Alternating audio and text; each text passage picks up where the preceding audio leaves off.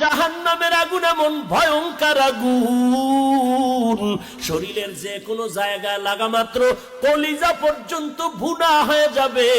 মদিনার নবী বলতেছেন 500 বছর দূর, ওই 500 বছর দূরের থেকে জাহান্নামের আগুনের গরমটা আসিয়া জাহান্নামীর শরীরের মধ্যে যখন লাগবে, জাহান্নামের আগুনের গরমে শরীরের চামড়াগুলো খসে খসে পড়ে যাবে। ওরে নবীর উম্মতের দল, চোখ দুইটা বন্ধ করে 1 মিনিট চিন্তা কর। একটু ওই কবরের মধ্যে যাওয়ার পর, যেখানে আপন নাই, কেউ বাতি নাই, গুনাহগার হয়ে যদি কবরে যাও, এরে বান্দা ওই মাটির চাপ সহ্য করতে পারবি?